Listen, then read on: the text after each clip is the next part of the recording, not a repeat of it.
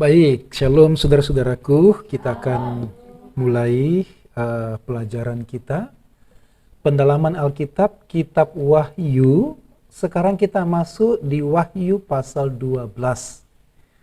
Dan kita mohon hikmat dari Tuhan, Roh Kudus menolong kita untuk mengerti firman ini dan janji Tuhan bagi kita. Mari kita berdoa bersama. Tuhan Yesus Juru Selamat kami, Gembala Agung kami. Terima kasih untuk anugerah-Mu. Malam ini Tuhan pertemukan kami untuk belajar firman-Mu dalam pendalaman Alkitab membahas Wahyu pasal 12. Kami mohon hikmat-Mu dan Roh Kudus akan mengajar kami. Roh Kudus akan menerjemahkan firman kepada kami sehingga kami mengalami perjumpaan dengan firman dan mempercayai janji-janji Tuhan bagi kami. Khususnya memahami Wahyu pasal 12. Tuhan berkatilah jam ini. Berkatilah dan nyatakanlah kehendak-Mu bagi kami. Tuhan menerangi hati kami. Dalam nama Tuhan Yesus. Haleluya. Amin. Baik saudara-saudaraku, tema kita pada pertemuan ini adalah peperangan iblis terhadap umat Allah.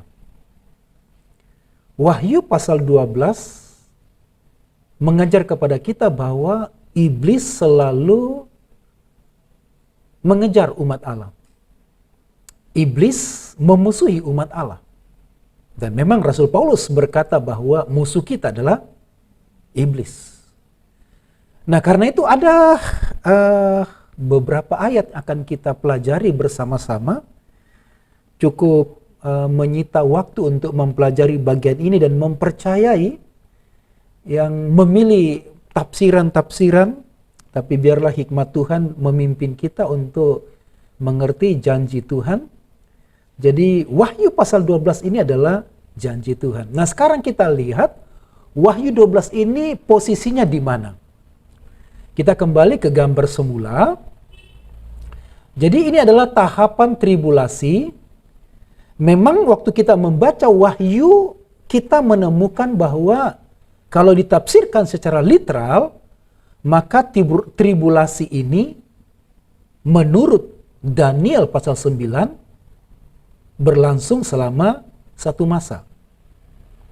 Satu masa itu adalah dikali dengan 7 tahun. Jadi menurut Daniel, secara literal, ini berlangsung 7 tahun. Dan kita membaca di dalam kitab Wahyu pasal 6 sampai 18 kita menemukan berkali-kali penulis Wahyu menulis 3,5 tahun atau 1260 hari. Maka kalau kita sepakat bahwa ini kemungkinan berlangsung 7 tahun. Anggaplah 7 tahun. Kalau ternyata nanti tribulasi berubah, tidak apa-apa. Kita nggak ada di sana ya. Ya. Jadi kita percaya ini 7 tahun yang dibagi 2. Jadi 7 meterai itu terjadi di 3,5 pertama dari tribulasi. Lalu kemudian isi dari 7 meterai ke 7 meterai adalah 7 sangkakala. Lalu kemudian setelah itu, sebelum ditiupnya sangkakala ke-7, ada interlude atau ada sisipan, ada 3 sela.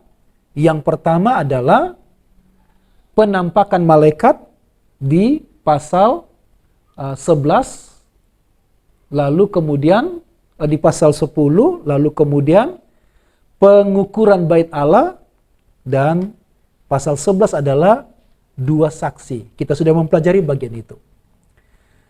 Sekarang di pasal 11, sangkakala ke-7 ditiup. Tapi belum dijelaskan apa saja isi ke-7, isi dari 7 cawan itu. Nah, sebelum terjadinya penghukuman 7 cawan, ada interlude atau ada sisipan, ada sela yang diisi dengan 4 cerita. Cerita pertama adalah perempuan dan naga. Cerita kedua, naga dikalahkan. Cerita ketiga, nyanyian kemenangan. Dan cerita keempat adalah naga memburu perempuan.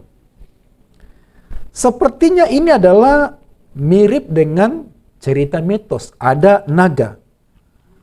Nah, saudara-saudara, rupanya waktu itu baik di Mesir, di Israel, ada cerita mitos yang mirip dengan naga dengan perempuan. Jadi seakan-akan bahwa Tuhan memakai cerita-cerita itu untuk menjelaskan firman Tuhan dan janjinya. Kalau cerita mitos yang ada di Mesir atau di Yunani, itu ceritanya sudah begitu lama. Dan agamanya sudah tidak ada lagi. Tapi rupanya cerita yang mirip itu dipakai oleh Tuhan untuk menyatakan janji Tuhan.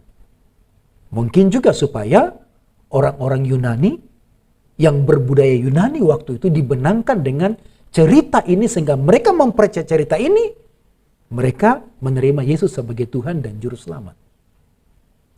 Nah, kita belum masuk di dalam 7 cawan murka Tuhan. Kita masuk dalam sisipan yang keempat, kelima di pasal 12. Karena itu mari kita mempelajari, kita baca dulu ayatnya supaya kita bisa memahami cerita ini di Wahyu pasal 12 ayat 1 dan 2. Saudara-saudara juga yang sedang menyaksikan video ini bisa membuka Alkitab dan membaca bersama-sama supaya mengerti langsung dari pembacaan kita. Kalaupun saya melakukan kesalahan, saudara sudah mengerti ceritanya dan saudara bisa mengoreksi langsung di dalam hati. Ya, atau bisa langsung ngomongnya. Ayat 1, maka tampaklah suatu tanda besar di langit. Seorang perempuan berselubungkan matahari dengan bulan di bawah kakinya, dan sebuah mahkota dari 12 bintang di atas kepalanya. Ia sedang mengandung, dan dalam keluhan dan penderitaannya hendak melahirkan, ia berteriak kesakitan. Maka tampaklah suatu tanda yang lain di langit. Dan lihatlah, seekor naga merah padam yang besar, berkepala 7 dan bertanduk 10, dan di atas kepalanya ada 7 mahkota. Dan ekornya menyeret sepertiga dari bintang-bintang di langit dan melemparkannya ke atas bumi. Dan naga itu berdiri di hadapan perempuan yang hendak melahirkan itu untuk menelan anaknya. Segera sesudah perempuan itu melahirkannya, maka ia melahirkan seorang anak laki-laki yang akan menggembalakan semua bangsa dengan gada besi. Tiba-tiba, anaknya itu dirampas dan dibawa lari kepada Allah dan ke tahtanya. Perempuan itu lari ke padang gurun, di mana telah disediakan suatu tempat baginya oleh Allah, supaya ia dipelihara di situ 1260 hari lamanya.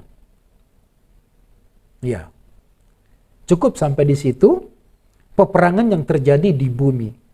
Pasal 12 ini terdiri dari 3 kisah. Ayat 1 sampai 6 itu adalah peperangan yang sedang terjadi di bumi, dan ayat 7 sampai 12 itu adalah peperangan yang terjadi di sorga. Ayat 13 sampai dengan 17, 18 itu peperangan terjadi di bumi kembali. Coba kita lihat peraga dari ayat tadi.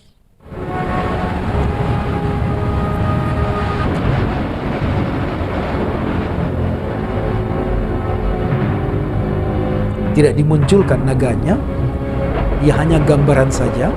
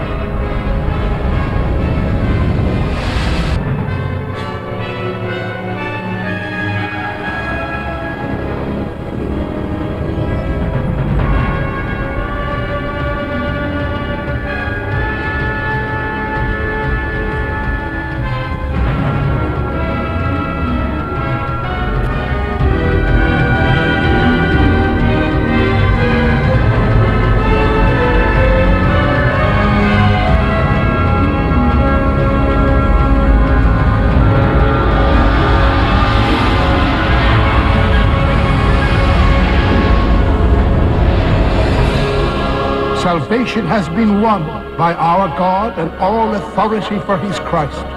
For all evil has been defeated forevermore.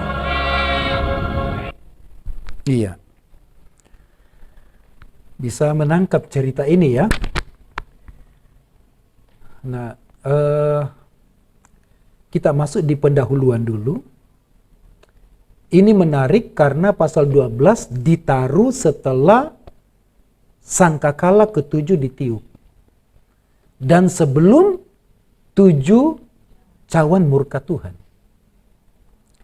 Di sangkakala ketujuh ini tidak disebutkan berapa korban. Kecuali disebutkan kejadian apa saja yang terjadi. Tapi rupanya sepertinya tidak mendapatkan tekanan. Karena isi sesungguhnya sangkakala ketujuh adalah 7 cawan murka Tuhan. Jadi pasal 12 ini bukanlah kronologis dari pasal 11. Dan dilanjutkan ke pasal 13. Tetapi kitab Wahyu cenderung memakai pendekatan siklus bukan segaris. Segaris itu maksudnya kronologis. Tapi siklus ini maksudnya diceritakan dari pasal 1 sampai dengan pasal 3. Selesai ceritanya. Pasal 4 kemudian selesai ceritanya sampai pasal 11. Lalu pasal 12 ini sebenarnya bukan lanjutan dari pasal 11. Pasal 4 sampai dengan pasal 11 itu adalah kronologis lanjutan. Sedangkan pasal 12 itu adalah sisipan yang sebenarnya sedang dulu pernah terjadi. Sedang terjadi dan akan terjadi. Bisa menangkap ya? Itu pasal 12. Jadi pasal 12 ini adalah cerita yang panjang sejak dahulu, sekarang, bahkan sampai di masa tribulasi. Itulah pasal 12. Jadi kitab Wahyu cenderung memakai pendekatan siklus. Karena itu penulis menjelaskan pemutusan tiba-tiba di bagian tengah kitab ini. Di mana penulis berfokus pada penganiayaan Kristus dan jemaatnya oleh iblis. Jadi semua teolog sepakat bahwa pasal 12 ini adalah kunci kedua dari kitab Wahyu. Dan sekaligus janji kedua setelah pasal 2 dan 3. Dan muncullah pasal 11. Jadi di pasal 2 dan 3 tentang 7 gereja, janji Tuhan berkali-kali tentang gereja masa kini. Dan pasal 12 adalah janji Tuhan sepanjang perjalanan umat Tuhan. Itu yang menarik dari kisah ini. Nah, mari kita lihat hubungan kisah pasal 12 dengan pasal 10. Mengapa pasal 12 ini ditempatkan setelah sangkakala ketujuh? Di pasal 10, kitab yang terbuka, kita sudah baca. Kitab terbuka itu adalah tentang Injil. Diperiatkan oleh Rasul Yohanes. Setelah itu, pasal 11 sebelum 2 saksi ada pengukuran bait Allah. Dan lalu kemudian pasal 11 ayat 3 tentang 2 saksi. 2 saksi itu adalah gereja orang percaya yang disuruh pergi memberitakan Injil. Melanjutkan pasal 10. Tapi di pasal 11 ini, di pasal 10, Rasul Yohanes disuruh makan gulungan kitab itu. Rasanya manis di mulut dan pahit di perut. Itu yang menjelaskan pasal 12. Jadi bukan kronologis tapi penjelasan dari pasal 10 dan pasal 12. Jadi saya memasukkan ke dalam sangkakala ketujuh karena dari sini loncat ke interlude ini, perempuan dan naga. Dilanjutkan kemudian pasal 13 adalah penguasaan dunia oleh antikris. Minggu depan kita akan bahas tentang ini, termasuk chip yang ditakuti oleh banyak orang Kristen. Angka 66. Minggu depan kita bahas. Ya, semoga ini bisa selesai pasal 12. Nah, mari kita melihat apa maksud cerita perempuan dan naga. Kok kayak film aja. Ada perempuan, ada naga. Pasal 12 sampai 14 menyediakan perspektif sorgawi yang luas. Jadi bukan cerita yang sempit yang berlangsung di masa tribulasi. Digambarkan dalam bahasa simbolis mengenai peperangan yang terus-menerus berlangsung antara umat Allah dengan musuh-musuhnya, yaitu iblis dengan tentara-tentaranya. Dan juga pasal 12 ini berbicara kemenangan dari umat Allah yang bersaksi dan setia sampai mati. Saya memberikan pendahuluan di iklan grup kita bahwa Tuhan selalu menyediakan pemeliharaan, perlindungan bagi umatnya. Bahkan dalam masa sukar. Masa sukar yang terjadi sekarang, dan juga masa tribulasi yang lebih sukar daripada yang terjadi saat ini. Nah, sekarang kita masuk, sebelum kita menafsirkan ayat per ayat, mari kita memahami siapa perempuan itu, siapa nabi itu, dan siapa anak yang dilahirkan. Dan apa itu padang gurun. Yang pertama kita akan membahas siapakah perempuan itu. Ada 3 jawaban siapakah perempuan itu.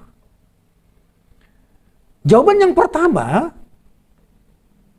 Maria.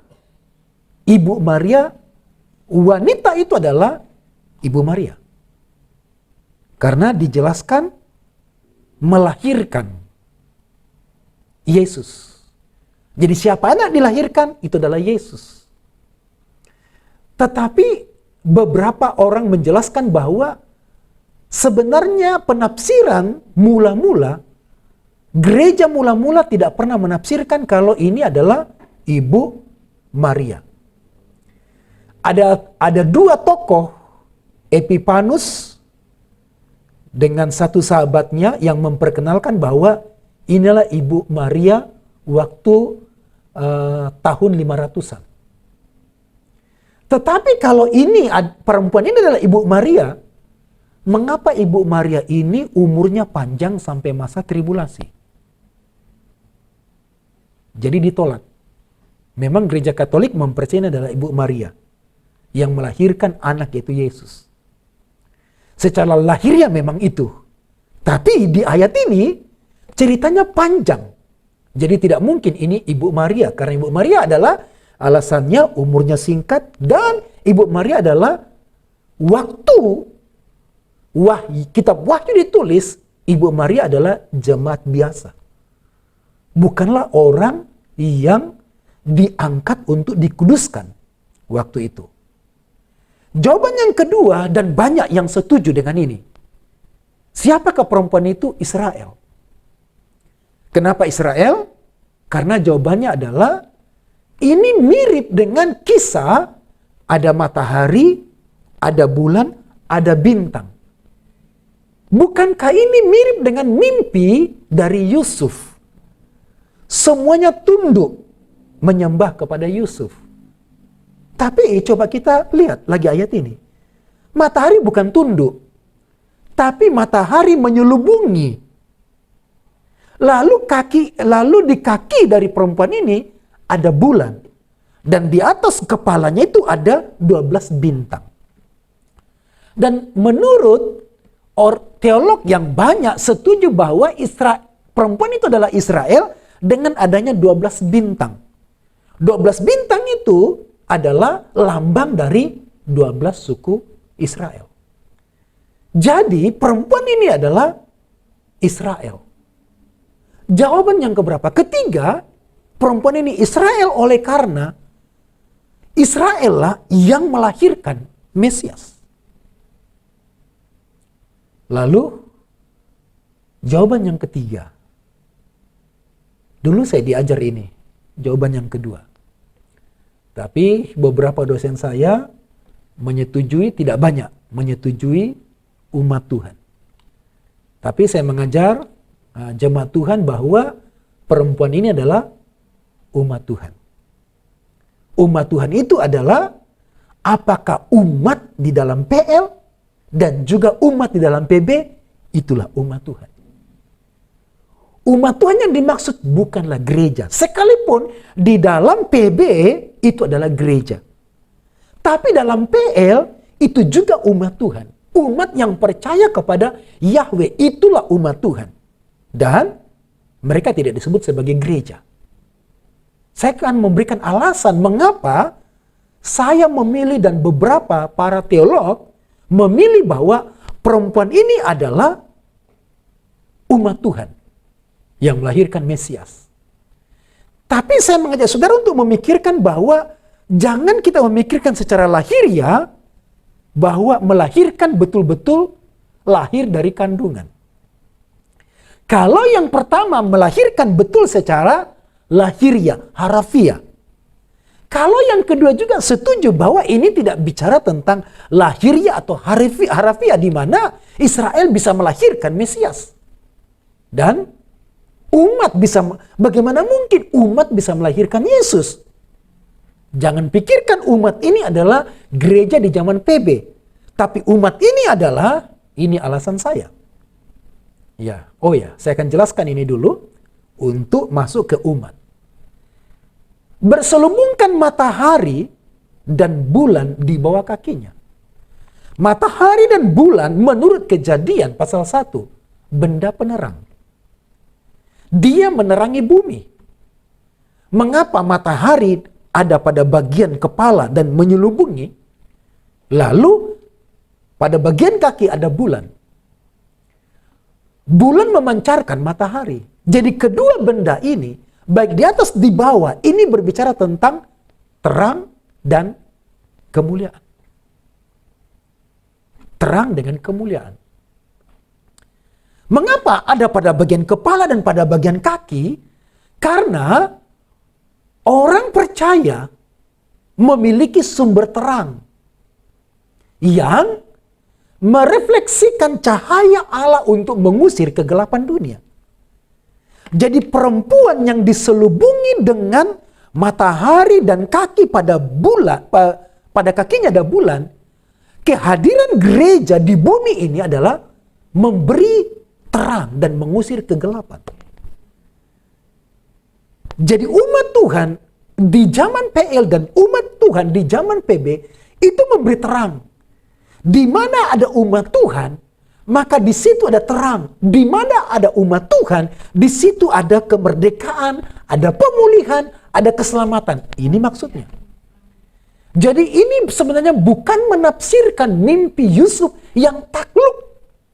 Kalau matahari dan bulan di kaki serta bintang, di Kejadian itu memang bicara takluk, tapi di sini tidak bicara takluk, tapi bicara fungsi.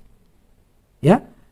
Jadi di Kejadian pasal 37 itu takluk, matahari dan bulan serta bintang, 12 bintang itu takluk. Tapi di Wahyu ini adalah bicara tentang fungsi. Dan ini tidak bicara tentang harafiah, matahari dan bulan betul-betul takluk. Tapi simbolis dari terang dan kemuliaan. Jadi gereja adalah, atau gereja atau umat Tuhan, perwujudan dari Kristus yang memancarkan kemuliaan Tuhan. Beberapa ayat kita baca di dalam Alkitab bahwa kita adalah terang. Dan kita adalah perwujudan, atau kita adalah duta dari Kristus yang menerangi dunia ini. Siapakah perempuan itu?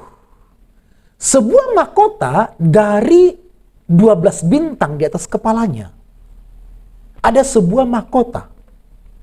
Yusuf juga punya mahkota. Tapi hanya bicara takluk. Tidak disebutkan tentang mahkotanya, walaupun Yusuf bisa memerintah. Mahkota ini berbicara tentang Injil Kristus. Ada sebuah mahkota. Injil adalah kebanggaan. Injil adalah sukacita. Dan karena Injil kemudian bukan hanya kita diselamatkan, tapi kita mengalami pemerintahan bersama dengan Kristus. Dan 12 bintang di atas kepalanya, 12 bintang, itu berbicara tentang perwakilan umat Allah. Jadi perempuan itu adalah umat Allah yang memancarkan 12 bintang.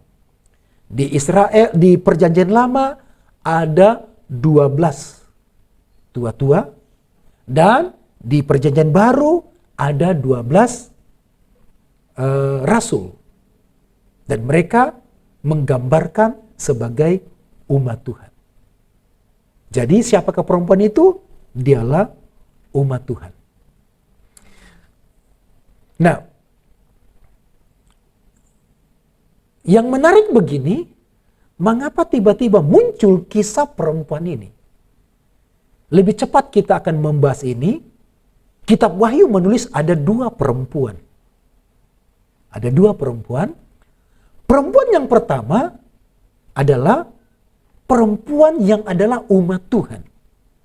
Yang berselubungkan matahari dan bulan dan di kakinya, dan bulan di kakinya dan 12 bintang di kepalanya. Pasal 12. Ada satu lagi perempuan, yaitu perempuan pelacur. Dengan kemuliaan benda-benda duniawi, kosmik. Apa itu?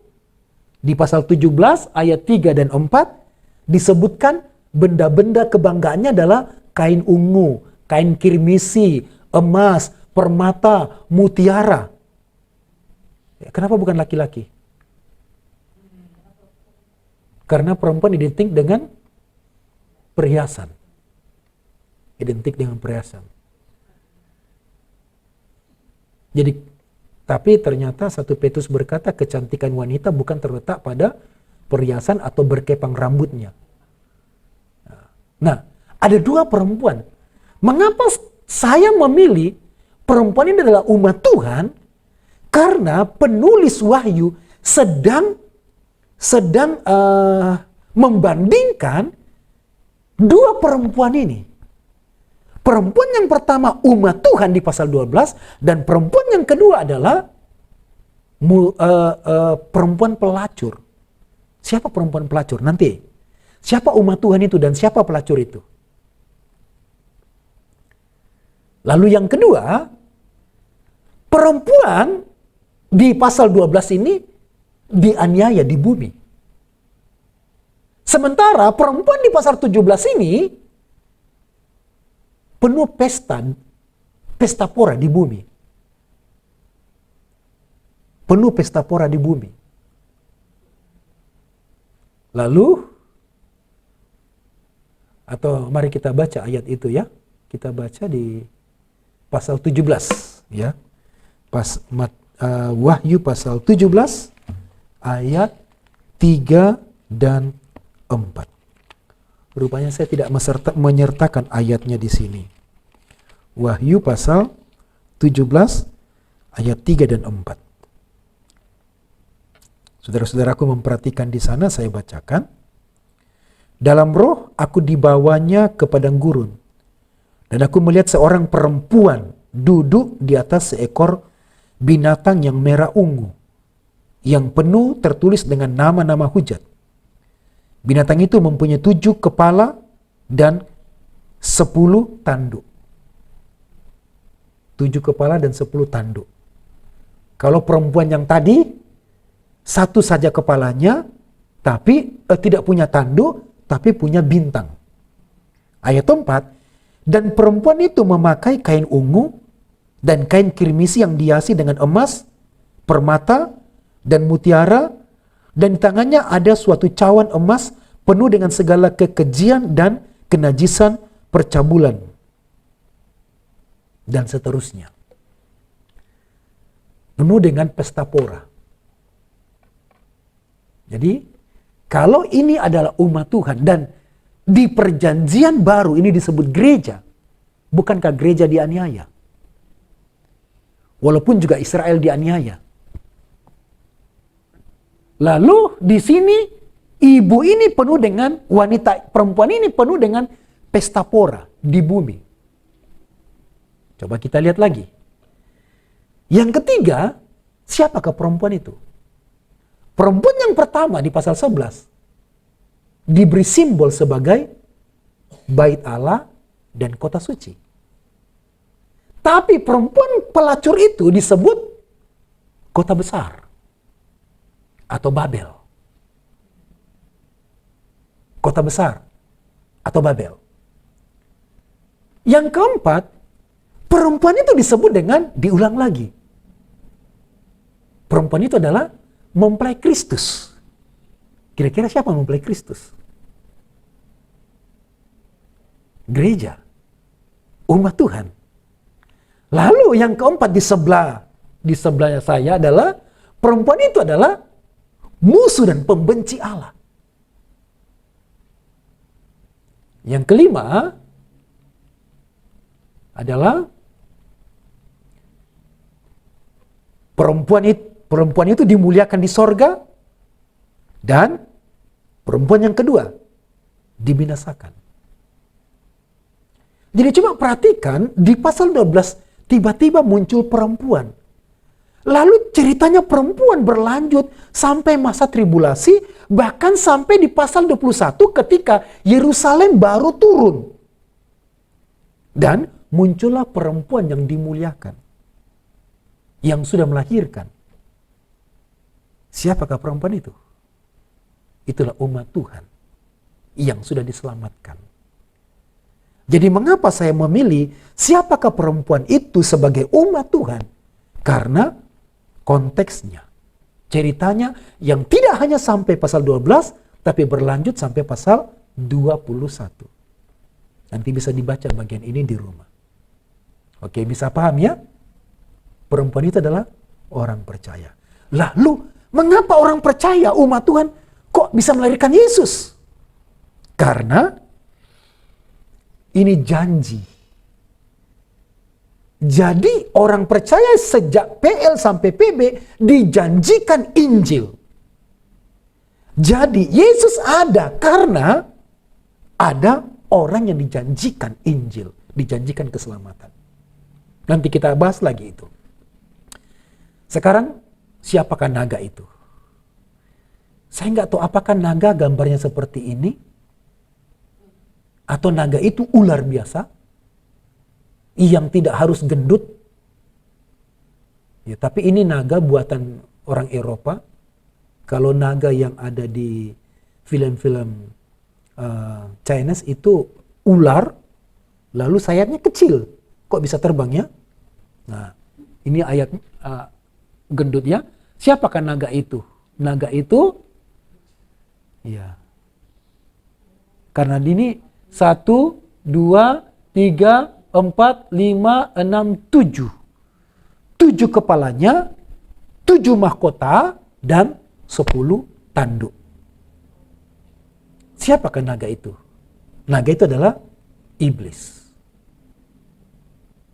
Sampai disebutkan warnanya. Apa penting warnanya? Di pasal 6 juga disebutkan warna. Muncullah kuda berwarna merah. Dan ini warnanya merah padam. Merah padam itu seperti ini, kursi ini. Merah padam. Merah menyala. Jadi merah menyala ini adalah satu padam, satu menyala.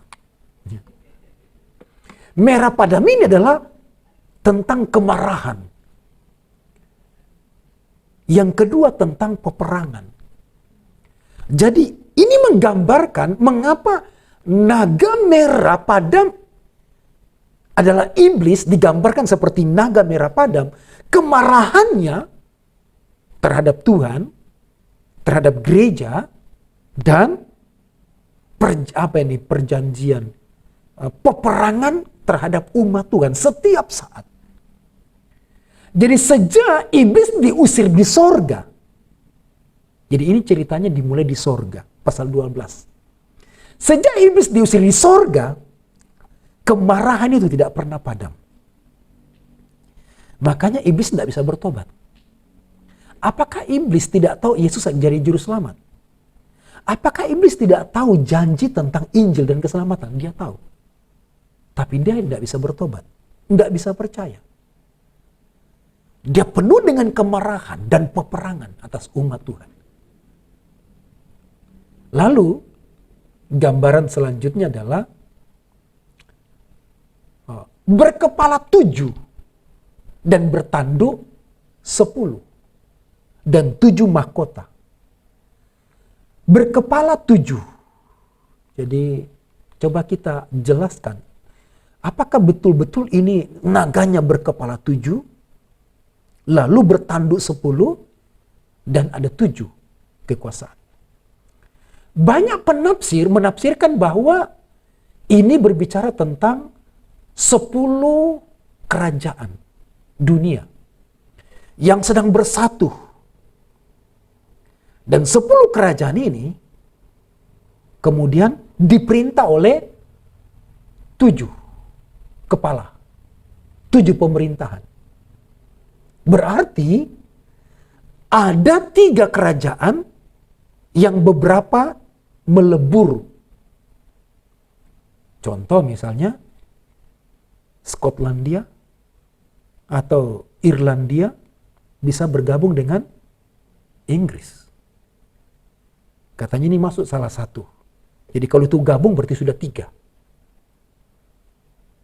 Atau Amerika, tapi ini katanya 10 kerajaan ini adalah 10 kerajaan yang ada di Eropa. Mungkinkah di Roma itu ada 2 kerajaan, 2 negara bergabung menjadi satu? Jadi banyak penafsir setuju bahwa 10 tandu ini adalah 10 kerajaan dengan 7 kepala dan 7 mahkota.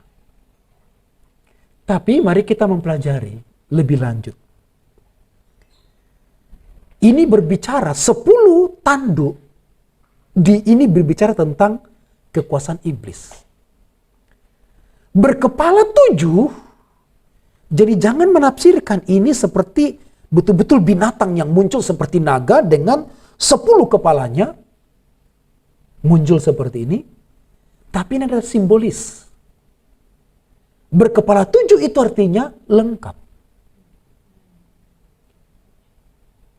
Penciptaan berapa hari? 7 hari. Lengkap. Cuma 7 hari. Nggak ada hari ke-8, hari ke-9. Lalu 10 itu berbicara penuh. Dalam angka desimal atau angka, ya, angka kita itu sampai 9. Biasanya dulu kita sekolah, angka 9 itu adalah angka orang yang paling brilian. Ya, atau disebut angka 9 itu dulu susah cari dapat angka 9. Rata-rata nilainya 8. Katanya 9 itu adalah angka guru. 10 itu angka Tuhan. Tapi 10 itu artinya penuh. Bukankah pencurahan Roh Kudus itu hari ke-10? Itu disebut dengan penuh. Jadi di atas kepalanya ada 7 mahkota. Itu artinya pemerintahan. Jadi seakan-akan berkata begini bahwa 10 tanduk atau 10 kerajaan, mungkin betul ini mula-mula. Tapi itu sudah terjadi. Itu MEE, Masyarakat Ekonomi Eropa, tahun berapa itu mereka bersatu dan ada 10 negara. Dan orang kemudian menubuatkan, inilah yang akan menjadi antikris nanti. Mungkin, tidak tahu. Lalu kemudian MEE menyatukan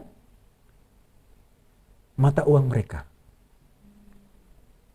Dan memang nanti dunia akan menjadi satu mata uangnya. Tapi sebenarnya ini sekarang kalau tidak salah ME bukan lagi 10 tapi bertambah.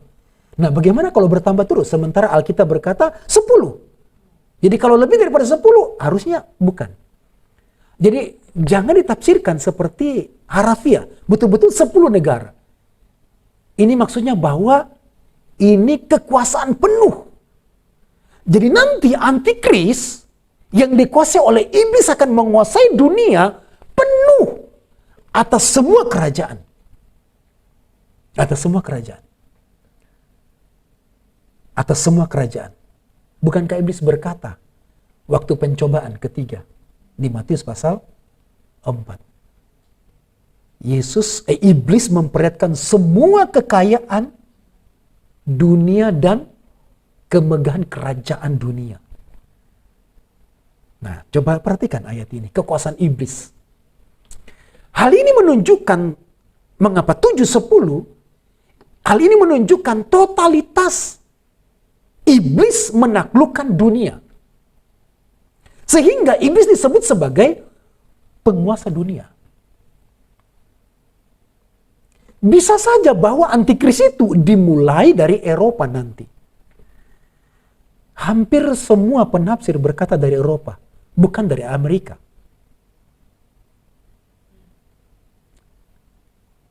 Jadi nanti di sana kemudian dikuasai Eropa, Amerika, bahkan sampai seluruh Asia. Mungkin semua benua, ada berapa benua, akan dikuasai oleh iblis di bawah pemerintahan antikris. Dan kekuasaan ini bukan hanya pada bagian negara politik, tapi juga agama. Itu yang mengerikan, saudara-saudara. Iblis menguasai bukan hanya politik, pemerintahan, negara, kerajaan, tapi juga semua agama nanti dikuasai oleh iblis. Termasuk juga lembaga gereja akan dikuasai oleh iblis. Yohanes 12 ayat 31. Sekarang berlangsung penghakiman atas dunia ini. Sekarang juga penguasa dunia ini akan dilemparkan keluar. Siapakah penguasa dunia? Sebenarnya Tuhan. Tapi ketika Adam gagal mengelola bumi ini, maka kekuasaan itu direbut oleh iblis. Iblis bukan penguasa, dia pencuri. Dan dia menguasai dunia dengan cara kejahatan. Jadi makanya kejahatan ada di mana-mana. Perjudian, pelacuran, kemabukan, pesta pora. Dan dunia menerima itu. Dunia lebih mudah menerima pelacuran dibanding dengan pembangunan gereja. Kan barusannya di satu kota ada gereja mau dibangun, tapi ditolak. Padahal di kota itu ada praktek-praktek mesum, dan itu diterima. Dan memang gereja menakutkan. Kenapa? Gereja terang. Kalau ada gereja tadi yang membawa umat Tuhan, membawa terang, matahari dan bulan, maka semuanya bersih. Harusnya semuanya bersih. Jadi memang harusnya gereja itu, orang percaya, umat itu harus datang ke tempat-tempat gelap. Mungkin baik gereja berdiri di sebelah lokalisasi ya,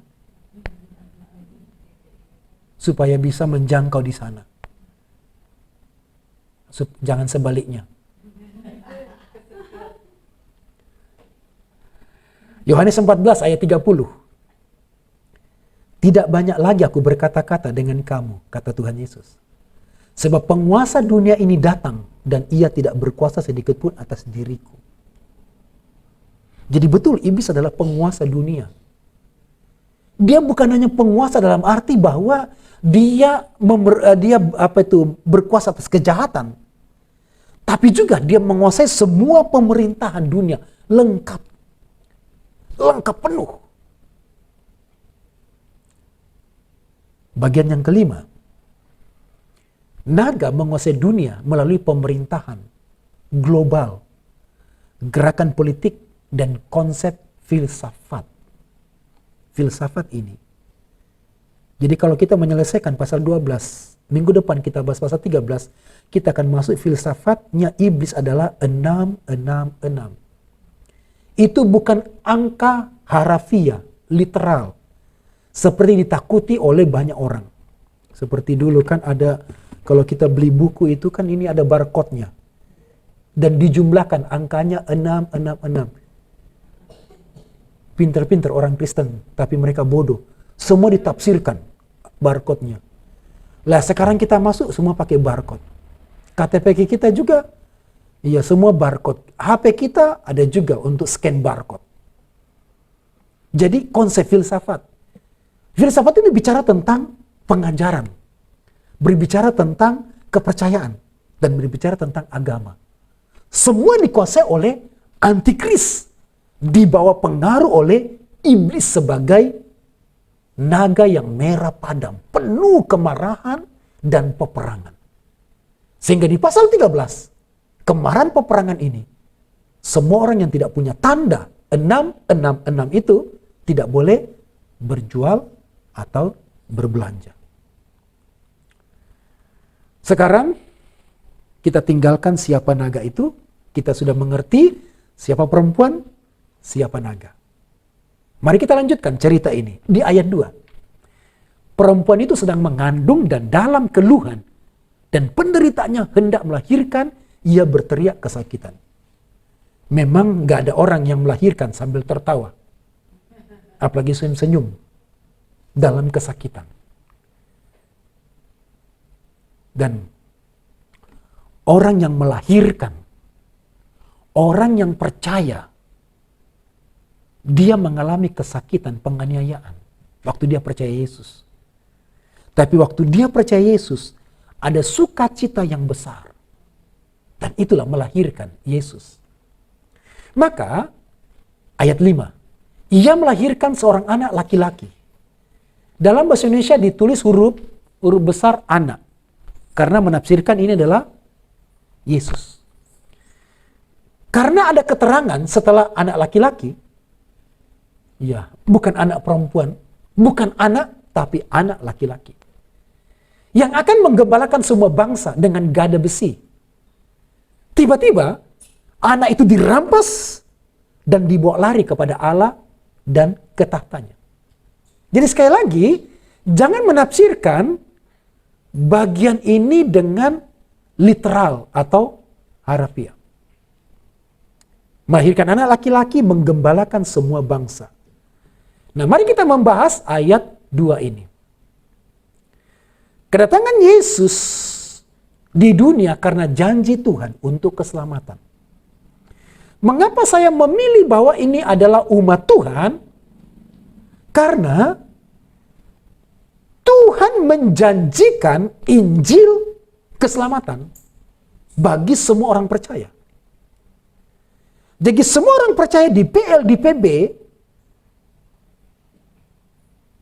mereka dianggap sebagai ibu yang melahirkan. Jadi karena ada orang percaya yang akan percaya, Yesus harus datang. Nah, ini dianggap bahwa dilahirkan. Mari kita baca nubuat Yesaya 7 ayat 14. Sebab itu, Tuhan sendirilah yang akan memberikan kepadamu suatu pertanda. Sesungguhnya, seorang perempuan muda mengandung dan akan melahirkan seorang anak laki-laki, dan ia akan menamakan dia Immanuel. Perempuan ini jangan disamakan, mana ini? Jangan disamakan perempuan Wahyu pasal 12. Tapi perempuan ini adalah nubuat tentang Ibu Maria. Tapi bukan Wahyu pasal 12. Dan perhatikan, mengapa yang ditekankan, mengapa Yesus lahir? Karena ini. Karena janji Tuhan. Yesus lahir karena janji Tuhan. Kepada siapa Tuhan berjanji? Kepada orang percaya. Jadi orang percaya di PL dan di PB, itu dianggap mereka mengandung. Dianggap mereka mengandung. Sehingga Yesus lahir. Jadi penyebab kelahiran Yesus ke dalam dunia adalah adanya janji Tuhan untuk keselamatan bagi bangsa-bangsa. Yesaya 66 ayat 7 berkata, sebelum menggeliat sakit, ia sudah bersalin. Sebelum mengalami sakit beranak, ia sudah melahirkan anak laki-laki. Ini gambaran dari Israel. Kalau tadi ini nubuat dari Ibu Maria, kalau ini nubuat bagi Israel. Tapi Wahyu pasal 12 tidak berbicara tentang Ibu Maria atau Israel. Kita lanjutkan lagi bagian kedua. Kelahiran ini adalah Yesus yang diceritakan secara singkat. Perhatikan tadi, dirampas. Yesus lahir langsung dirampas. Karena mau menceritakan kelahiran dan kehidupan Yesus yang secara singkat. Tapi kata dirampas itu bukan arti negatif. Bukan ada orang yang merampas. Tapi seakan-akan ini adalah kata kerja pasif. Dirampas. Jadi Allah yang mengambil. Allah yang mengambil Yesus. Kenapa? Sudah cukup 3,5 tahun itu. Lalu ada dua yang diceritakan. Yesus lahir tentang kelahirannya untuk janji keselamatan. Yang kedua, dirampas lalu naik ke tahta. Ini berbicara tentang kenaikan Yesus. Berbicara kenaikan Yesus. Berbicara tentang pemerintahan Yesus. Jadi waktu Yesus naik ke sorga, ini berbicara tentang pemerintahan Yesus yang menguasai seluruh langit dan bumi. Yesus berkata dalam Matius pasal 28 ayat 19 dan 20. Kepadaku, ayat 18 sampai 20. Kepadaku diberikan segala kuasa di sorga dan di bumi. Jadi kenaikan Yesus berbicara tentang pemerintahan dan kepemilikan atas sorga dan bumi. Makanya pasal 12 ini ditempatkan di setelah sangkakala ke-7. Sangkakala ke-7 apa bunyinya? Pemerintahan Tuhan sudah hadir. Sekarang telah tiba. Pemerintahan terjadi.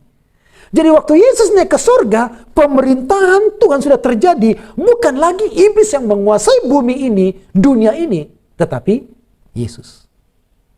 Tapi bagaimanapun, Yesus masih memberi kuasa. Diberi kuasa kepada iblis untuk menguasai bumi. Seizin dari Tuhan Yesus. Memerintah dengan tongkat dan besi. Wahyu 2 ayat 27. Bahwa anak itu berbicara Yesus. Dan ia akan memerintah mereka dengan tongkat besi. Mereka akan diremukkan seperti tembikar tukang periuk. Lalu kemudian di dalam Mazmur 2 ayat 9. Nubuat tentang Yesus. Engkau akan meremukkan mereka dengan gada besi. Memecahkan mereka seperti tembikar tukang periuk. Kapan itu? Waktu di kayu salib, iblis dihancurkan. Digenapi lagi zaman sekarang. Dan penggenapan yang sempurna, yaitu pada masa tribulasi. Di mana musuh-musuh Tuhan, iblis dan tentaranya, tidak berkutik sama sekali. Makanya dikatakan, sekarang pemerintahan Tuhan sedang terjadi. Sekarang. Wahyu 12 ayat 4. Dan ekornya menyeret sepertiga dari bintang-bintang di langit. Dan melemparkannya ke atas bumi. Dan naga itu berdiri di hadapan perempuan yang hendak melahirkan itu. Untuk menelan anaknya. Segera sesudah perempuan itu melahirkannya. Kita ingat kisah ini bagaimana Herodes yang ingin membunuh Yesus. Jadi naga ini adalah iblis yang berusaha ingin membunuh Yesus. Dan membunuh orang percaya. Membunuh para penginjil. Membunuh penginjilan. Membunuh gereja Tuhan. Di ayat 4. Ekornya menyeret sepertiga dari bintang-bintang di langit. Ada yang menggambarkan begini. Naga itu begitu besar. Saking besarnya, dengan kibasan ekor naga itu, dia bisa menyeret sepertiga bintang-bintang di langit. dan melemparkan ke bumi. Tapi bayangkan, bumi itu kan kecil. Kalau ini bumi, dibandingkan dengan bintang kan begitu besar. Jadi tidak masuk di akal kalau ini adalah bintang beneran, bintang harafiah, literal. Kemungkinan yang dimaksud bintang ini adalah malaikat. Jadi kalau ayat ini berbicara tentang malaikat, maka cerita ini adalah terkait pemberontakan iblis di sorga. Sebelum manusia diciptakan, iblis memberontak di sorga. Dan pemberontakannya ini berhasil mempengaruhi sepertiga dari para malaikat di sorga. Sepertiga banyak ya. Tapi rupanya lebih banyak yang setia. Sepertiga dibandingkan dengan berapa ini? 3/4 ya? 3/4 kah? 2/3. Lebih banyak. Iya betul, 1/3, 2/3. Jadi lebih banyak yang setia kepada Tuhan. Jadi ayat ini berbicara peperangan itu waktu iblis diusir dari sorga, dia terus menciptakan peperangan demi peperangan dan dia tahu rencana Tuhan menyelamatkan dunia. Dan dia terus berperang, memerangi umat Tuhan, memerangi gereja Tuhan, dan dia memakai orang-orang.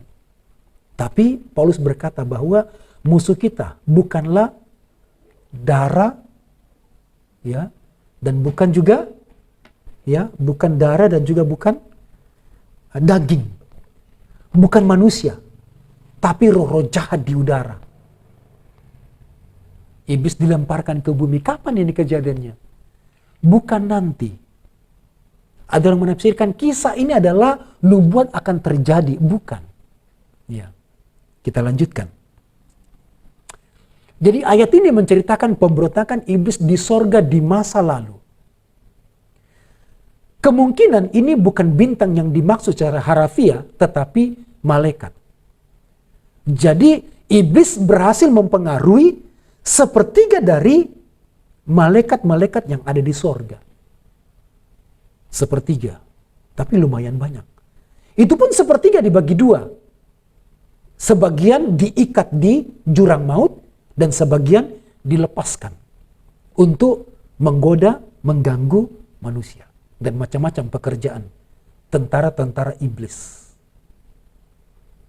Sekarang kita masuk di pasal 12 ayat 6. Perempuan itu lari ke padang gurun, di mana telah disediakan suatu tempat baginya oleh Allah, supaya ia dipelihara di situ 1260 hari lamanya. Kalau kita hitung 1260 hari lamanya, berarti ini 3,5 tahun. Atau 20 berapa? 3,5 berapa bulan itu? 12 tambah 6 bulan. Jadi ini berbicara tribulasi. Jadi siapakah perempuan itu? Perempuan ini adalah sejak zaman PL sampai di zaman tribulasi, perempuan itu tetap ada. Jadi kalau ini Ibu Maria jelas bukan. Maka banyak setuju dengan Israel. Karena masa tribulasi diperuntukkan kepada Israel. Tapi juga bangsa-bangsa. Maka kita setuju bahwa ini adalah umat Allah yang sedang dipelihara oleh Tuhan. Di padang gurun. Nah, di pasal 4 gereja sudah diangkat. Apakah gereja tidak ada? Gereja sudah tidak ada waktu pengangkatan. Tapi setelah itu ada lagi yang percaya di pasal 7. Jadi gereja masih berlanjut. Atau kita sebut sebagai, karena bangsa Israel juga masuk ke dalamnya, maka kita sebut sebagai umat. Karena istilah gereja sudah kita tidak baca lagi di dalam Wahyu. Kita tidak baca lagi. Atau istilah Roh Kudus juga, kalau roh ada. Atau istilah anugerah kita sudah tidak baca lagi di dalam kitab Wahyu. Karena ini berbicara tentang zaman sudah selesai, zaman anugerah sudah selesai, di zaman gereja, tapi ada anugerah yang kedua terbuka bagi bangsa-bangsa dan juga bangsa Israel. Nah, perempuan itu lari ke padang gurun. Jadi umat itu masuk dalam masa penganiayaan. Umat itu masuk dalam masa kesulitan. Umat yang tertinggal. Umat yang percaya di masa tribulasi, bukan tertinggal ya. Orang yang tertinggal adalah orang yang tidak percaya sungguh-sungguh kepada Yesus sebagai Tuhan dan Juru Selamat. Mungkin cuma naksir saja, tertarik saja dengan Kristen, tertarik dengan Yesus, Yesus baik, orang Kristen baik, tapi tidak percaya sungguh-sungguh, mereka tertinggal. Lalu kemudian mereka percaya, lalu dialah perempuan. Namun mereka tinggal di padang gurun. Tapi bagaimanapun, di padang gurun itu, Allah sudah menyediakan pemeliharaannya. Allah memelihara umat Tuhan. Allah memelihara orang-orang percaya atau gereja di masa tribulasi itu. Allah memelihara.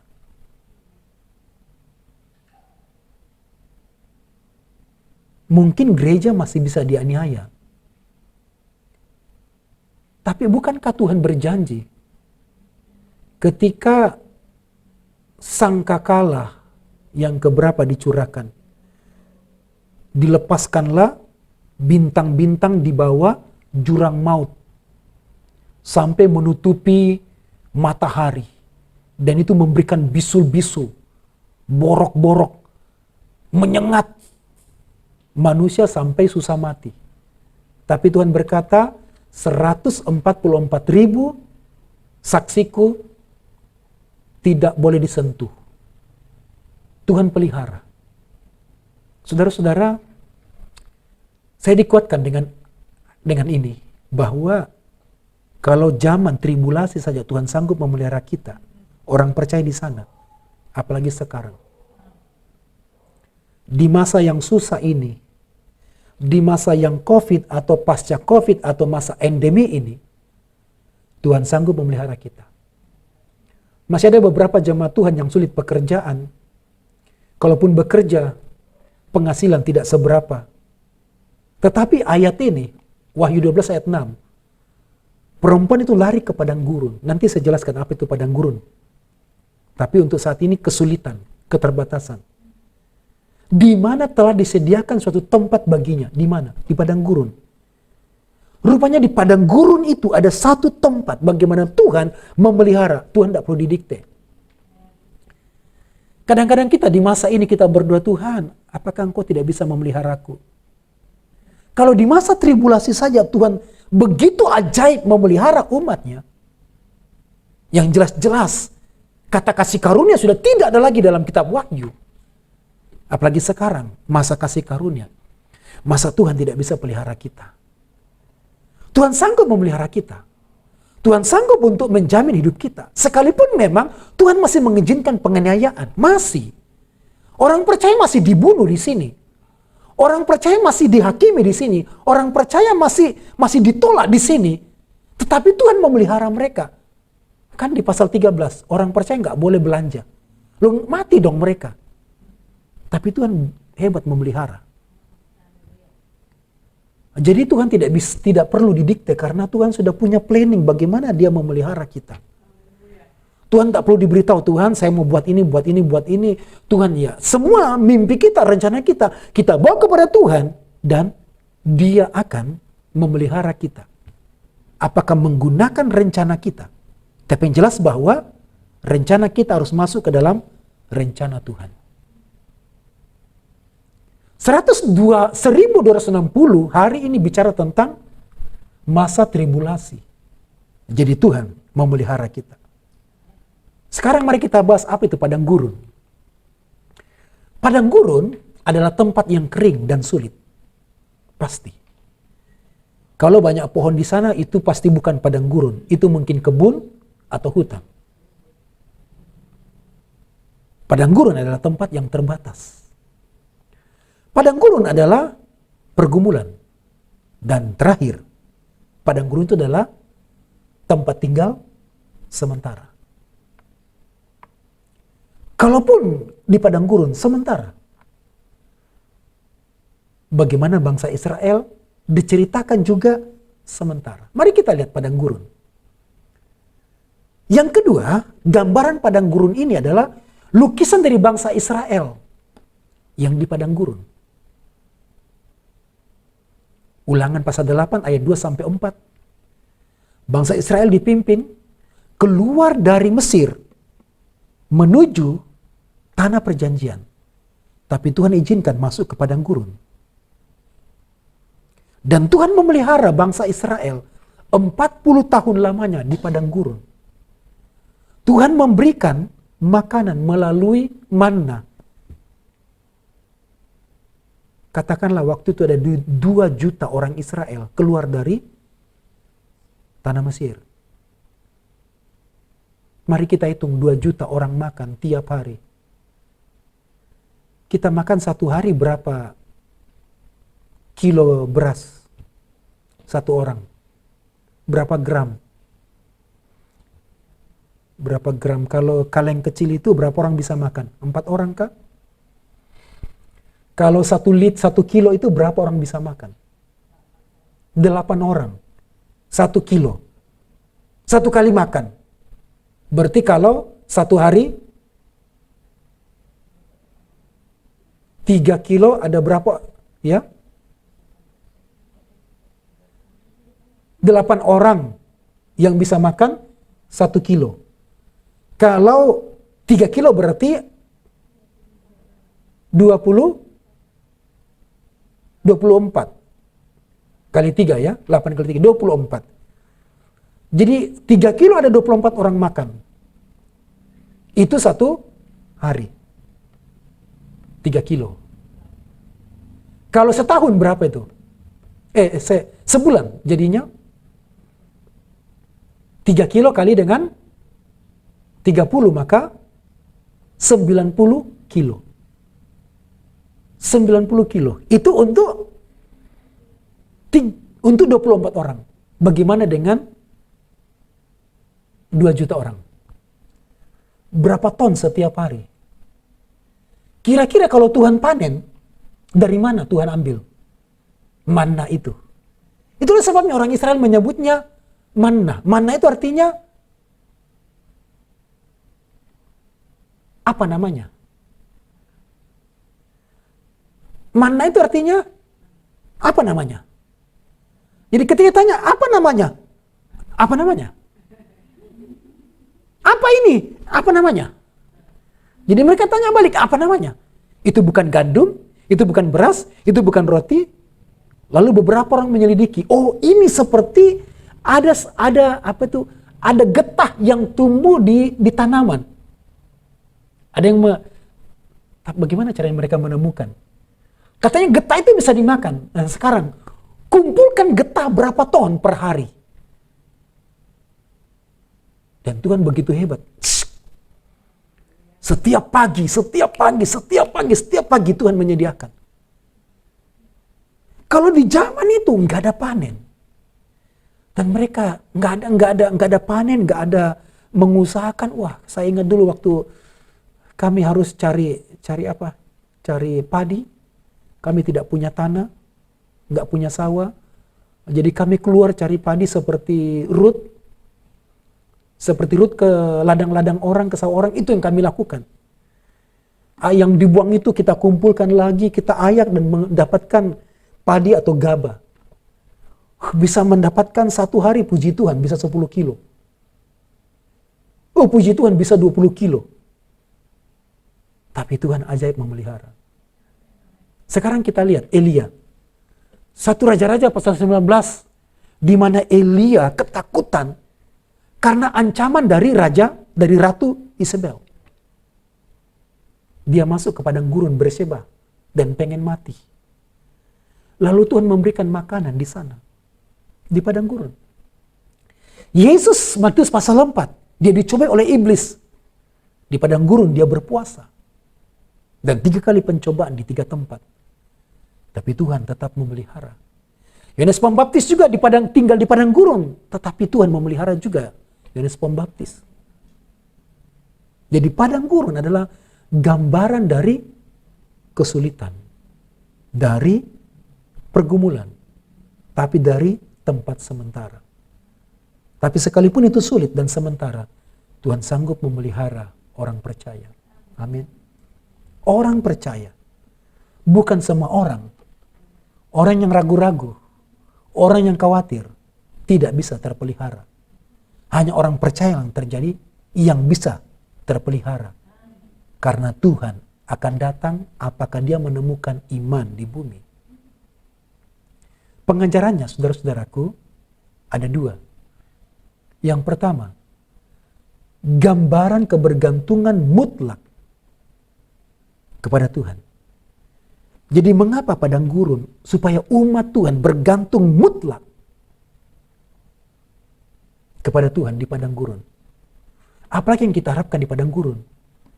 Nggak ada toko, nggak ada ladang, nggak ada air, begitu sulit. Dan kita bergantung. Kita mungkin nggak punya modal, nggak ada sumber mata air. Mau beli kendaraan, nggak ada modal. Mau ngekos, mau ngontrak, mau beli rumah, mau beli tanah, nggak ada modal. Padang gurun. Tapi Tuhan sanggup memelihara kita. Bagaimana ajaibnya Tuhan menyediakan air di padang gurun. Bagaimana ajaibnya Tuhan memelihara kesehatan bangsa Israel sampai matahari pun tidak menyakiti kulit mereka. Dan menurut beberapa orang yang datang ke sana, arkeolog, dan kemudian meneliti perjalanan padang gurun di Mesir itu, tidak mungkin ada orang yang bisa hidup, apalagi sampai 40 tahun. Tapi Tuhan yang memelihara mereka. Saudara-saudaraku, jadi pasal 12 ini mengajar kita untuk bergantung sepenuhnya kepada Allah di dalam masa sulit. Yang kedua, padang gurun ini juga berbicara tentang latihan. Tempat Allah melatih umatnya secara rohani. Saya beberapa minggu lalu mengkhotbahkan mengapa Yesus harus di padang gurun. Sebelum dia siap pelayanan, dia harus dilatih di padang gurun. Dan padang gurun adalah latihan bagi umat Tuhan secara rohani. Supaya berdaya guna dalam pelayanan. Jadi kalau kita ada di padang gurun saat ini, Tuhan sedang melatih kita supaya kita berdaya guna. Dan itu menjadi kesaksian yang hebat bagi orang-orang yang juga memiliki penderitaan yang sama. Kesaksian yang berdaya guna bagi orang-orang yang sedang mengalami padang gurun juga. Dan kita bisa menceritakan padang gurun kita. Amin, saudaraku. Kita tinggalkan ayat 6. Sekarang kita masuk di masih pasal 12 ayat 7 sampai 9. Kalau di grup Pak Danieli berkata rasanya berpikir kalau di sana membangun ya. Iya. Iya, saya mengimani Pak. Ya, mari sepakat. Kita tinggal di padang gurun tapi Tuhan ajaib. Amen. Terlalu mudah bagi Tuhan. Dia hanya berfirman, jadi maka jadilah. Jadilah terang, jadilah benda penerang, jadilah tumbuh-tumbuhan, jadilah binatang, jadilah makanan bagi manusia. Sekarang ayat 7 sampai 9. Maka timbullah, ini adalah cerita yang kedua. Peperangan di sorga. Maka timbullah peperangan di sorga. Michael dan malaikat-malaikatnya berperang melawan naga itu. Dan naga itu dibantu oleh malaikat-malaikatnya. Sama-sama punya malaikat. Tapi ingat, kata malaikat yang dimiliki oleh iblis ini adalah malaikat jahat atau malaikat jatuh. Tapi masih disebut malaikat. Di kitab Wahyu sering disebut sebagai bintang-bintang. Ayat 8. Tetapi mereka tidak dapat bertahan. Mereka tidak mendapat tempat lagi di sorga. Ayat 9. Dan naga besar itu, si ular tua yang disebut iblis atau Satan, yang menyesatkan seluruh dunia, dilemparkan ke bawah.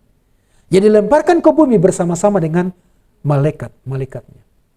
Nah, saudara-saudara, ayat 7 sampai dengan ayat 11 ini adalah cerita yang terjadi di masa lalu. Jadi peperangan di sorga ini tidak terjadi pada masa kini. juga tidak terjadi pada masa akan datang. Di mana beberapa orang menafsirkan bahwa akan terjadi nanti peperangan di sorga. Tidak, peperangan ini sudah terjadi. Dan iblis sudah kalah. Nggak mungkin sudah kalah, bagaimana bisa berperang lagi. Dia sudah tahu kekuatannya. Ada juga yang menafsirkan bahwa peperangan ini terjadi antara Kejadian pasal 1 ayat 1 dengan ayat 2.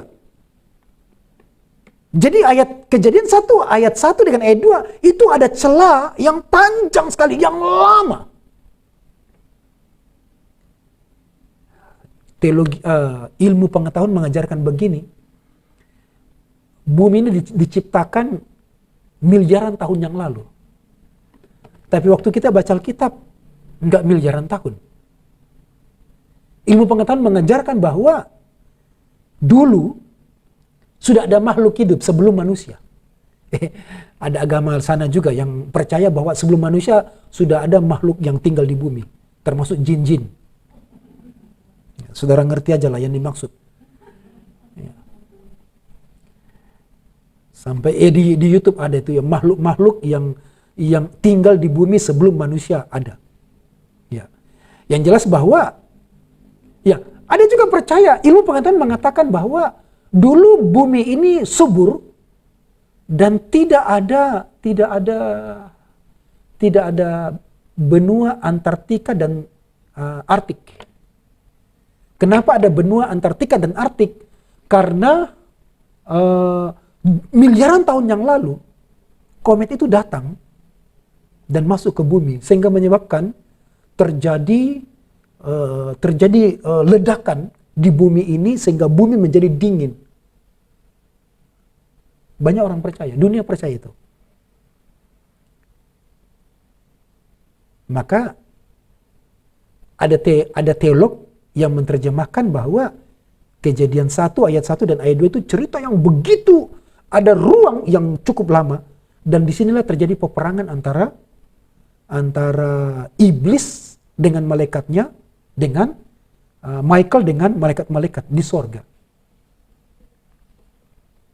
Tapi yang jelas bahwa kisah ini adalah kisah pemberontakan saat iblis di sorga. Lalu bagian yang ketiga, selama ini iblis masih diizinkan dengan leluasa untuk masuk ke hadirat Tuhan atau tanda kutip di sorga. Bagaimana kita membaca di Ayub, malaikat menghadap Tuhan dan iblis juga bisa ikut. Apakah itu sorga maksudnya? Banyak penafsir berkata sorga, jadi iblis juga bisa masuk sorga. Waktu itu. Kenapa? Karena masih diizinkan. Sehingga beberapa menafsirkan bahwa mengapa nanti sorga dihancurkan? Karena iblis juga sering lalu lalang di sorga. Tapi saudara-saudara, menariknya begini. Kalaupun iblis pernah diizinkan masuk sorga, lalu lalang di sana. Tujuannya apa? Untuk mendakwa. Apakah ini sorga? Mungkin lebih tepat kita menafsirkan hadirat Tuhan. Jadi iblis menghadap Tuhan untuk mendakwa orang percaya. Bagaimana iblis menghadap Tuhan untuk mendakwa Ayub? Tuhan memberkati. Mengapa Ayub takut kepada Tuhan? Karena Tuhan memberkati Ayub. Coba Tuhan jangan berkati dia. Jadi dia menyembahmu karena diberkati. Semua orang-orang jemaat Siloam itu rajin ibadah, rajin menyembah. Itu karena mereka sehat, karena mereka diberkati. Coba Tuhan kasih dia sakit. Waduh, semoga tidak ya. Coba buat dia miskin. Buat dia menderita. Apakah jemaat Siloam, apakah orang Kristen masih setia kepadamu? Saya yakin mereka tidak setia. Mereka setia karena mereka diberkati. Coba jangan berkati. Dan betul fakta begitu. Banyak orang meninggalkan gereja, meninggalkan pelayanan, meninggalkan ibadah karena mereka tiba-tiba bangkrut. Mereka tiba-tiba kesulitan. Mereka sakit dan menyalahkan Tuhan. Dan iblis berhasil mendakwa. Itu maksudnya. Mendakwa. Tapi setelah Yesus mengapa tadi dirampas, anak itu dirampas lalu naik ke tahta. Jadi tujuannya itu pemerintahan. Sejak Yesus naik ke sorga, iblis sudah tidak boleh lagi masuk sorga. Iblis tidak boleh lagi mendakwa. Kenapa? Karena Yesus menurut Roma pasal 8, Yesus yang sudah membenarkan. Yesus yang membela kita. Kita lebih dari pemenang. Jika Allah di pihak kita, siapakah yang lawan kita? Yesus. Bukankah Yesus sudah mati untuk kita? Malahan dia yang membela kita. Jadi iblis sudah tidak boleh lagi naik ke sorga. Dan terjadi peperangan di sana. Dan setelah Yesus memerintah di sorga, iblis sudah tidak boleh lalu lalang lagi untuk menghadap Tuhan mendakwa kita. Jadi sekarang dia dilemparkan di bumi. Dia sekarang menggoda kita. Dia sekarang mengganggu kita.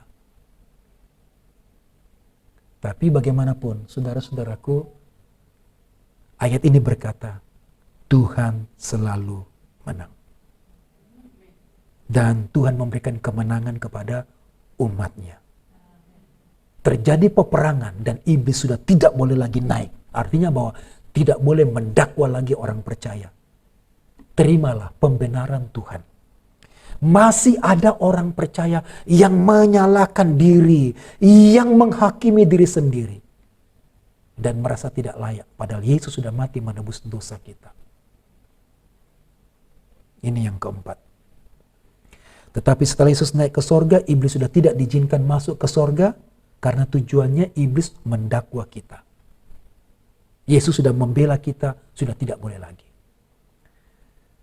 Lalu kemudian ada nyanyian kemenangan. Ya. Sekarang telah tiba keselamatan dan kuasa dan pemerintahan Allah kita.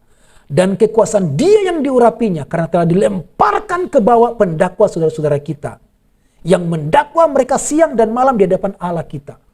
Dia mendakwa dulu. Tapi setelah Yesus dirampas, dia naik ke sorga. Iblis sudah tidak punya hak lagi untuk mendakwa. Jadi celakalah orang yang tidak punya Yesus. Karena tidak ada yang membela mereka di hadapan Allah. Oke, sampai ayat 12. Karena itu bersukacitalah hai sorga, dan hai kamu sekalian yang diam di dalamnya. Celakalah kamu hai bumi dan laut, karena iblis telah turun kepadamu dalam geramnya yang dahsyat. Karena ia tahu bahwa waktunya sudah singkat. Kapan itu? Waktu Yesus sudah memerintah di sorga. Makanya Yesus berkata, aku melihat iblis jatuh seperti kilat. Iblis jatuh dari langit seperti kilat. Setelah murid-murid pergi melakukan penginjilan. Jadi penginjilan saudara-saudara membuat iblis tidak berkuasa. Apa faktanya? Ayat ini mengatakan. Mana ini? Ayat yang ke-12. Oh, ya. Oleh kesaksian kita, mana ayat 11 ini. Bukan ya.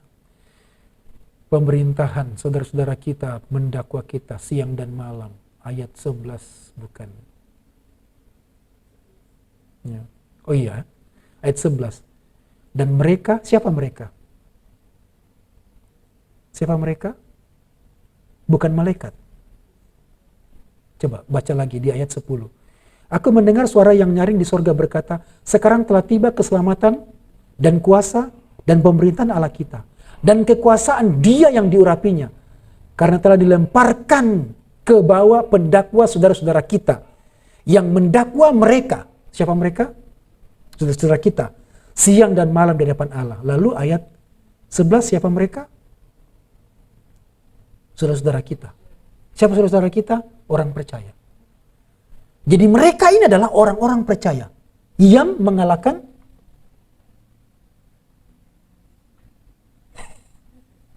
ya, betul. Yesus sudah menang dan kemenangan Yesus itu diberikan kepada orang percaya. Jadi semua orang percaya makanya bisa ngusir setan, kuasa gelap. Melalui kemenangan Yesus. Bukan melalui kerohanian kita. Bagaimana mengalahkan? Apa senjatanya? Senjatanya ada dua. Yaitu, dan mereka mengalahkan dia, iblis tadi, naga merah, oleh darah anak domba dan oleh perkataan kesaksian. Jadi kemenangannya dua, alatnya dua, senjatanya dua. Senjata untuk menang adalah oleh darah anak domba yang sudah tersembelih, tersalib untukku, itu yang membelaku sehingga kita menang. Lalu yang kedua, oleh perkataan kesaksian. Apa itu perkataan kesaksian? Injil. Jadi kalau kita menginjil, kita sedang menyerang kuasa gelap. Dan ingat khotbah hari Minggu, Injil kerajaan. Kita sedang menghadirkan kerajaan Tuhan. Dan iblis kalah. Jadi memberitakan Injil adalah memberitakan kemenangan Yesus. Dan itu adalah senjata untuk menang. Oleh perkataan kesaksian mereka. Mereka yang berkata. Jadi senjata yang pertama adalah kuasa darah anak domba. Senjata yang kedua adalah perkataan-perkataan Injil. Kata kesaksian ini artinya Injil. Waktu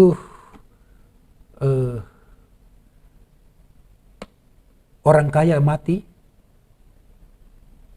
lalu kemudian dia dibawa ke neraka, dan dia minta kepada malaikat, kalau boleh dia balik, nggak boleh balik, atau malaikat yang datang diutus ke sana untuk memberitahu bahwa ada penghukuman. Lalu kata Abraham bahwa sudah ada kesaksian di sana. Apa itu kesaksian? Injil. Inilah kesaksian. Inilah yang membuat gereja menang, orang-orang percaya menang. Makanya mahkota itu adalah kemenangan, itu mahkota. Mahkota yang diberikan kepada perempuan itu adalah mahkota kemenangan. Karena mereka tidak mengasihi nyawa mereka sampai ke dalam maut. Dan mereka bersaksi sampai mereka dibunuh. Mereka masih bisa dibunuh? Iya. Tapi Tuhan memelihara mereka. Dan kalau dibunuh, bukan kecelakaan, bukan kesialan, bukan kutuk, tetapi jembatan untuk masuk surga. Amin, saudaraku. Sekarang, peperangan yang terakhir. Pertolongan dan perlindungan bagi gereja. Wahyu pasal 12 ayat 13 sampai dengan 17. Mari kita baca ayatnya. Kita tidak banyak membahas ini karena sudah hampir ya waktunya. Dan ketika naga itu sadar bahwa ia telah dilemparkan ke atas bumi, ia memburu perempuan yang melahirkan anak laki-laki itu. Jadi di surga dilemparkan. Untuk melampiaskan kemarahannya, sakit hatinya kepada Tuhan, kepada Yahweh, maka dia mengejar umat Tuhan. Ada permusuhan, dan permusuhan ini sejak kejatuhan Adam dan Hawa. Kejadian 3 ayat 15 berkata, aku akan mengadakan permusuhan antara engkau, ular, dan perempuan ini. Antara keturunanmu dan keturunannya. Keturunannya akan meremukkan kepalamu dan engkau akan meremukkan tumitnya. Dan turun-temurun terjadi permusuhan. Bagaimana keturunan Adam dan Hawa? Lahir Kain, lahir Habel. Kain ini jahat. Inilah ular, iblis. Membunuh orang benar. Lalu bagaimana anak-anak Yakub, anak-anak Esau, anak-anak siapa? Anak-anak Abraham, satu Esau, anak Isa, satu Esau, satu Yakub. Dan bagaimana mau? Tapi berkat Tuhan kepada Yakub. Dan sampai sekarang, siapa yang selalu menolak kita, saudara? Tidak usah disebut. Siapa yang memusuhi kita? Itu adalah iblis.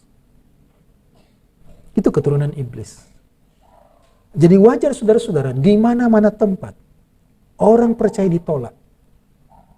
Karena memang dunia ini bukan tempat kita, tapi juga karena iblis kuasa gelap di dalam mereka. Keturunan. Jadi ini bukan lagi ular yang langsung, tapi keturunan. Iblis masuk ke dalam orang-orang untuk memusuhi gereja. Bagian yang kedua, iblis selalu berusaha menghancurkan gereja Tuhan. Berusaha menghancurkan gereja Tuhan. Tapi janji Tuhan di dalam Matius 16 ayat 18. Aku pun berkata kepadamu Petrus, engkau adalah Petrus dan di atas batu karang ini aku akan mendirikan jemaatku dan alam maut tidak akan menguasai. Alam maut ini adalah iblis dan kuasa kematian. Gereja tidak akan pernah mati. Berkali-kali gereja ditutup, tapi gereja selalu bangkit jadi pemenang. Bahkan gereja tidak punya modal untuk bangun gereja. Iya. Ada saja cara Tuhan. Ada saja. Iblis tidak bisa menolak. Dihancurkan gereja di mana-mana selalu berkembang. Dan ini peperangan antara iblis dengan gereja. Tapi gereja selalu mendapatkan kemenangan karena Tuhan yang memelihara dan melindungi. Dan di sini digambarkan di ayat 14, kepada perempuan itu diberikan kedua sayap dari burung nasar, burung Raja Wali yang kuat. Dianiaya, dihakimi, diperlakukan tidak adil, tapi kuat terbang, saudara. Diperlakukan tidak adil bagi dunia, kuat terbang. Supaya ia terbang ke tempatnya di padang gurun, di mana ia dipelihara jauh dari tempat ular itu. Selama 1 masa, 2 masa, dan setengah masa. 1 masa 1 tahun, 2 masa 2 tahun, setengah masa itu 6 bulan. Itu adalah masa tribulasi. Dan itu adalah masa pemerintahan antikristus yang ganas. Tuhan memelihara. Apa maksudnya?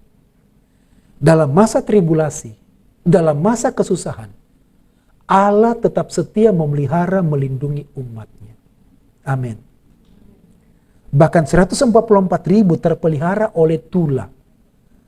Sekalipun gereja, orang percaya, umat Tuhan mendapatkan penganiayaan, selalu Tuhan pelihara. Apakah ada yang merasa bahwa kita tinggal di padang gurun, sedang berjuang di padang gurun, sedang mengalami kesulitan? Percayalah bahwa Tuhan sanggup memelihara kita. Tuhan sanggup menjamin hidup kita, bahkan Tuhan sanggup melindungi kita. Tuhan memelihara kita begitu ajaib. Ayat terakhir. Lalu ular itu menyemburkan dari mulutnya air. Ini di padang gurun ya. Lalu ular itu menyemburkan. Ular, tadi disebut naga. Sekarang ular. Karena tadi gelarnya kita tidak sempat bahas gelar-gelarnya. Dia adalah naga merah padam. Dia adalah ular tua. Dia adalah si penyesat. Dia iblis. Dia syaitan. Namanya 5. Ular itu menyemburkan dari mulutnya air sebesar sungai. Sungai mana? Bukan sungai Badung. Kemungkinan itu sebesar sungai yang ada di Israel. Sungai Yordan. Berarti itu berapa kilo? Lebarnya diperkirakan sekitar, kalau biasa itu 100 meter. Kalau banjir itu bisa mencapai sampai 5 kilo kalau banjir. Supaya ia dihanyutkan sungai, supaya perempuan, gereja dihanyutkan oleh sungai. Tetapi bumi datang menolong gereja, orang percaya. Bumi itu membuka mulutnya dan menelan sungai yang disemburkan naga dari mulutnya. Jadi ini bukan harafiah. Apa itu padang gurun? Tribulasi. Lalu kemudian, apa itu keluar dari mulut yang menelan? Hujatan. Hujatan-hujatan terhadap orang percaya. Makian yang membanjiri. Iya, akan muncul nanti isu-isu tentang gereja. Sampai gereja akan dianiaya. Sudah pernah terjadi di zaman gereja mula-mula, tahun 100-an. Gereja-gereja dikejar, dibunuh, orang-orang percaya dibunuh. Karena Kaisar Nero berkata bahwa orang-orang Kristen itu menyembah tutup pintu gereja. Dan tidak kedengaran ibadahnya karena mereka makan daging manusia. Pendetanya sering berkata, inilah tubuhku. Inilah darahku. Makanlah, minumlah. Isu. Akan muncul isu. Bukankah sekarang isunya bahwa gereja setuju dengan LGBT? Dan memang nanti gereja akan dikuasai oleh LGBT nanti. Sudah mulai, nanti akan dikuasai. Itu cara iblis untuk menguasai. Bukan cuma pemerintahan tapi gereja. Dan iblis akan menyerang gereja dengan semburan dari mulutnya. Membanjiri, bagaimana membunuh gereja? Melontarkan hoax, melontarkan isu-isu. Melalui apa? Internet. Melalui televisi. Jadi nanti berita akan muncul menyerang gereja. Pernah terjadi di satu tempat. Ditemukan kop gereja, lembaran surat ada kop gereja, dan orang tidak bertanggung jawab itu menulis hal-hal program gereja untuk melakukan kristenisasi dengan jahat, dan itu sengaja. Lalu surat itu disebarkan, difotokopi, ada kop suratnya jelas, dan terjadi penganiayaan. Tahun berapa waktu itu? Tahun 99 mungkin. Saya ada di tempat itu. Wah, dan mengerikan, saudara-saudara. Tapi ajaib. Bumi itu datang menolong perempuan itu. Siapa bumi itu? Bumi itu adalah media juga. Jadi bagaimana Tuhan menolong kita nanti. Menolong orang percaya nanti. Juga dari bumi, bukan dari sorga. Pertolongan itu dari bumi. Ya, ada istilah namanya mestakum. Semesta alam mendukung. Jadi Tuhan juga akan dengan sistemnya, iblis dengan sistem dunia akan menghancurkan gereja, menyerang gereja. Tetapi Tuhan dengan caranya ajaib mendukung bumi ini. Jadi bumi ini bicara tentang masyarakat. Bicara tentang kehidupan masyarakat dengan segala berita-beritanya akan mendukung gereja. Sehingga diselamatkan. Setelah itu langsung masuk ke kemuliaan di sorga. Ini gambaran dari pasal 11 di mana kota suci itu, dua saksi itu mati. Lalu kemudian 3,5 hari dibangkitkan. Itu pertolongan dari Tuhan untuk membangkitkan gereja. Maka marah naga itu kepada perempuan itu, lalu pergi memerangi keturunannya yang lain. Siapa keturunannya yang lain dari perempuan itu? Yaitu orang yang baru bertobat kemudian di masa tribulasi yang kedua. Atau setelah pertengahan itu. Sebelum 7 cawan murka. Sebelum 7 cawan murka diturunkan, masih ada kesempatan ketiga bagi dunia mendengar Injil. Jadi, datang memerangi keturunannya yang lain yang menuruti hukum-hukum Allah dan memiliki kesaksian Yesus. Hukum Allah ini adalah perjanjian lama atau firman Allah. Dan memiliki kesaksian Yesus adalah Injil. Jadi nanti orang Israel dan bangsa-bangsa akan diselamatkan dan dipelihara oleh Tuhan. Setelah itu kemudian masa kesusahan besar terjadi. Ya, jadi kita masih akan masuk di pasal 13. Ini masih di pasal 13 ini masuk dalam area pasal 12.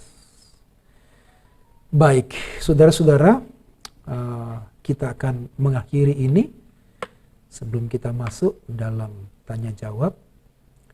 Mari kita berdoa. Tuhan Yesus, terima kasih untuk firman-Mu. Terima kasih untuk janji firman-Mu. Engkau setia dengan gereja-Mu, setia dengan umat-Mu, setia dengan janji-Mu. Sejak zaman perjanjian lama, bahkan kekekalan masa lampau, Allah berjanji bagi umat-Mu untuk diselamatkan. Bahkan ketika kami dalam masa kesukaran, masa sulit, Engkau mampu menjaga kami, memelihara kami, melindungi kami dari semua yang jahat. Kami percaya. Jika ada di antara kami saat ini merasa berjalan di padang gurun kesulitan, di padang gurun yang penuh dengan pergumulan, Engkau berkata Engkau sanggup menjaga kami.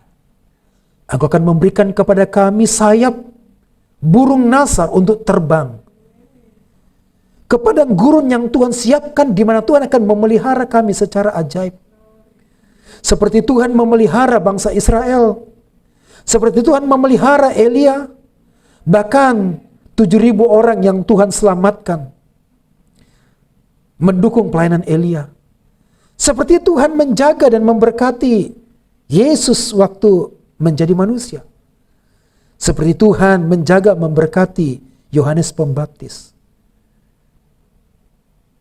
Dan Tuhan juga akan menjaga kami, memberkati kami. Tolong kami Tuhan supaya memiliki iman, jangan menyerah, jangan putus asa dan takut dalam masa yang sulit ini, tapi beriman tentang hal-hal yang besar dengan perkara-perkara ilahi. Tapi juga tolong kami Tuhan membawa kesaksian, hukum-hukum Tuhan dan kesaksian Yesus kepada bangsa-bangsa. Bangsa-bangsa membutuhkan-Mu, tolong kami Tuhan, jadikan kami berkat. Jadikan kami berkat membawa terang, membawa matahari, membawa bulan. Tolong kami Tuhan untuk membawa bintang-bintang kepada-Mu. Supaya hidup kami menjadi kesaksian, memberitakan Injil keselamatan kepada banyak orang. Jadikan kami berkat. Tolong kami Tuhan. Tolong kami untuk menjadi pemberita-pemberita Injil. Pemberita-pemberita kabar keselamatan. Supaya hidup kami Tuhan memuliakan-Mu. Oh Tuhan, bawa kami, pertemukan kami dengan orang-orang yang Tuhan mau selamatkan mereka. Terima kasih Allah yang hidup. Kami berdoa dalam nama Tuhan Yesus. Amin.